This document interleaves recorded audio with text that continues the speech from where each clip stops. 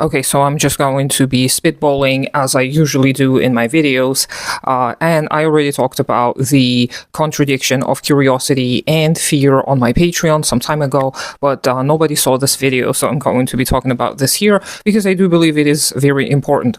Most of these conclusions I have come up with on my own based on what I understand from Hegel, and of course Marx used very similar methods, but the dichotomy or the contradiction rather of fear and curiosity is obviously you cannot be curious and fearful at the same time, but you do need one for the other. So curiosity without fear is recklessness. If you're just curious and go off to explore the world without any fear, you're going to probably most likely hurt yourself. What if you think, oh, I'm curious if I'm going to be able to fly off the 5th floor, and you just jump, and you're obviously going to hurt yourself or even die. So this type of curiosity is recklessness.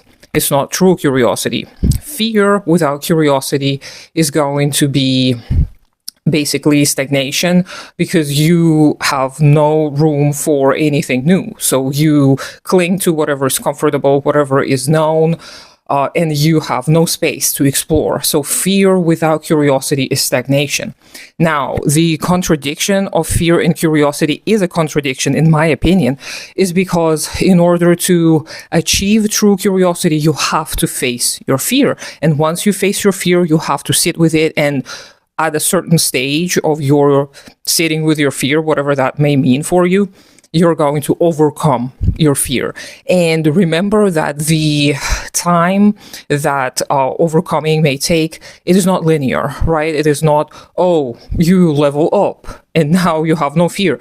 And the dialectical spiral is best depicted by a spiral because it moves in all the different directions. It's not linear. It's not up, up, up. It's not to the right or to the left. It is moving in whole different directions, and there is a pendulum. There is a pendulum swing, and it may swing in all the different directions, right?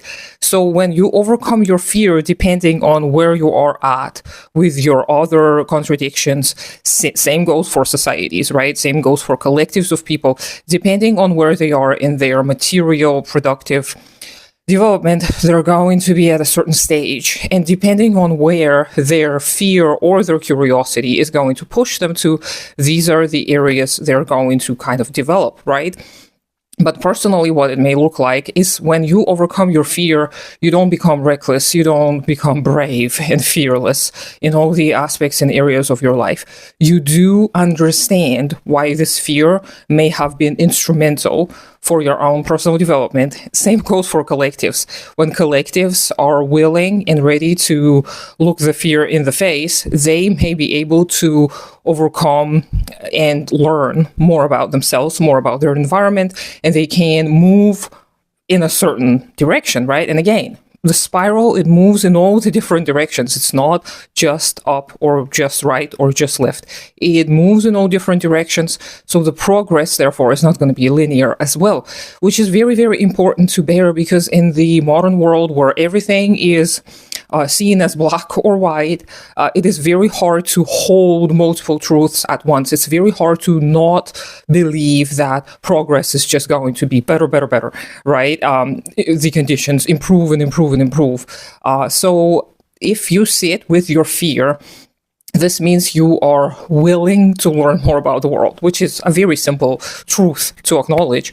But sitting with your fear is something that is seen as not wanted in the modern world, right? We're not taught as children to sit with our fear. We're told to overcome it, but what we are actually shown the adults do is hide it. And not only hide it from the other people, hide it from ourselves. So we learn very well, very early on, to hide our fear from ourselves, from the collective, from everybody. And what it does, it actually leads to this lack of knowledge about oneself. It actually leads to you needing to discover simple truths about yourself. And I'm not talking about the phobias, obviously. I'm talking about the fears that are based on material reality. So, for example, a very, very common fear nowadays is the fear of abandonment. This is when people feel like they're going to be left behind. They're not going to be cared for by the fellow humans. No one is ever going to love them. Everyone's always going to leave them, break up with them, whatever. So this fear leads to isolationism, right? It leads to the fear of the other. Instead of admitting to ourselves that we are afraid of this and this is normal, in the circumstances we live in. And when you decipher the childhood trauma of many of such people, you see that maybe these children were abandoned, even if metaphorically, by their parents in their childhood. If they had been subjected to neglect or even abuse, of course, their psyche, their nervous system learns that it is not safe to be around other people. Other people are a source of pain. Other people will always leave you, betray you, etc., etc. So this deeply ingrained fear is based off of an actual material reality, because capitalism creates such conditions where humans are unable to foster healthy relationships. Parents are unable to provide enough care, love, and attention for their children, even if they try very hard to do that. Again, this is not to blame the parents. This is not to blame any other parties involved, but this is just to declare the material circumstances that are at play.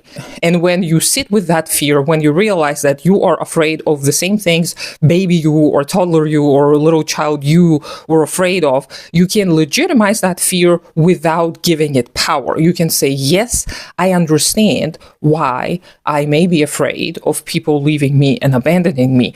There is a material basis for my fear. And maybe later on in life, maybe not only in childhood, and maybe later on in life, you have experienced abandonment from other people, friends, other people you have formed a relationship with.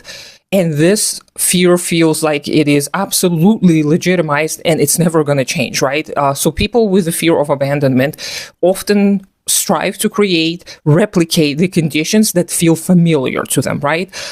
So self-ostracism, so self-isolation can happen where people proclaim themselves losers, or people of some subcultures, actually, they really, really cling to that fear and they self-isolate and they brood in this insecurity, in that fear. They brood on, they kind of meditate on that unpleasant sensation of being abandoned, of being left alone, of being isolated from everyone else. And what this leads to, obviously, is stagnation, just as I said before. Fear without curiosity is stagnation. So instead, what can happen is a person can investigate, go down to the kind of a root, to the cause of that fear, understand that this was probably the material conditions of one's childhood, certain relationships with certain people that led to certain beliefs, and then you're not trying to change that narrative. You're not trying to paint anyone a villain. You're not trying to paint yourself as a victim. You just acknowledge it happened. It led to such and such consequences. It led to such and such beliefs. And then after you sit with this for a while, and after you grieve the losses that you have had as a child, as a teenager, as a young person, etc., you're going to feel, after some time, curious. You're going to feel as if you're interested in exploring not only why this happened to you, because more often than not, it did not happen because you were exceptionally bad or the people around you were exceptionally bad. It just happened due to various circumstances, kind of like the reverse of the saying being at the right time, at the right place. It's kind of the reverse, being at the wrong time, at the wrong place. You see that nothing and nobody conspired against you. It just so happened. And you can also examine, then becoming more curious, you can examine the fact that other people, many people have faced very, very similar circumstances. Maybe on the surface level, they may not appear the same. Maybe the people look different. Maybe the people act different. Maybe they have picked up on different behavioral patterns, etc., etc. But getting more curious about other people allows for one of the first steps towards overcoming this particular fear that I'm describing. So getting more curious about not only, again, why, but also what can be done differently, and not only from oneself, one's own part, but also from other people. And this can create imaginative experiences where people can explore safely in their own head what it is they truly want from life. And of course, there's so many readily available narratives in the capitalist cultural hegemon that offers us all of these false narratives about abundance and control, where we get to control other people, manipulate other people into doing as we please, and having all of that abundance and not having to give anything in return. But those narratives are false because they're not, in fact, satisfying. Even if you get everything you've ever wanted, you're not going to be happy. And you can look at a lot of rich celebrities and you can see how often their life is a train wreck. They're not happy at all. And of course, we do not know the details, and I personally absolutely do not know the details of their personal lives, but we can observe from some of their outward behaviors that they're most likely not very mentally stable, very healthy in their emotional development, and it appears that they have a hard time forming lasting bonds with other people, which is the same kind of problem everyone else has. So even becoming rich and famous and well-loved is not a cure to this fear of being abandoned, of being ostracized, of being left completely alone, because this fear is based off of the actual material reality. And just as I kept referring to Erich Fromm, who actually explored this in many of his books, Zen Buddhism and Psychoanalysis is one of my favorites, even though the conclusions I don't personally think are very worthwhile. I think his conclusions are kind of wishy-washy. They're not very concrete. They're a little bit idealistic, I would argue. So yeah, but otherwise, I think this book is a pretty great example of how you can put together a mostly materialist dialectical analysis of the history of the capitalist ideology or the ideology of the Western world. And you can compare and contrast it to other works. There are lots of works that are written about this, and I don't remember off the top of my head what kind of works Marcuse, Deleuze, and all of this colorful family of people had created. But you can look at a lot of these works and you can see that a lot of this plays out in your own life. And again, going back to the contradiction of fear and curiosity, the curiosity is not the goal, the end goal. Curiosity is the means. Just as the fear is the means to preserve and conserve, curiosity is the means to develop and expand, but expand not in a capitalist way, expand in kind of a healthy way, right?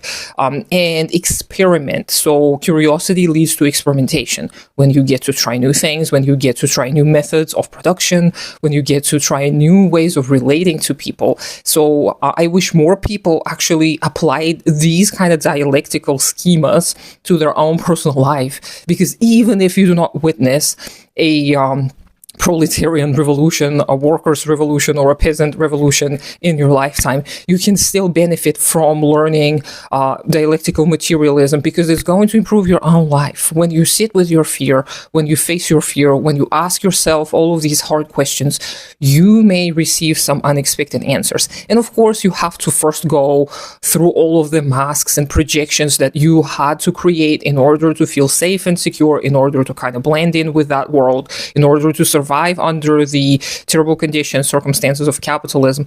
So it is a lengthy process. If you're interested in talking more about this, please let me know, because I have been thinking about this for quite some time, and I've been talking to a lot of people about this, and I still am yet to hear another answer to the question whether nearly everything negative or emotion-wise is based off of fear. Because to me, it appears like fear is at the root of nearly every single emotional issue. So it's anger and all kinds of unprocessed grief. They're all based on fear. And if you have an opinion, let me know down below. I hope you have a great day today. Otherwise, consider supporting me on Patreon. Do take care of yourself and your community first. Subscribe to me on all the social media, even though I don't do anything there, and I'll talk to you sometime later.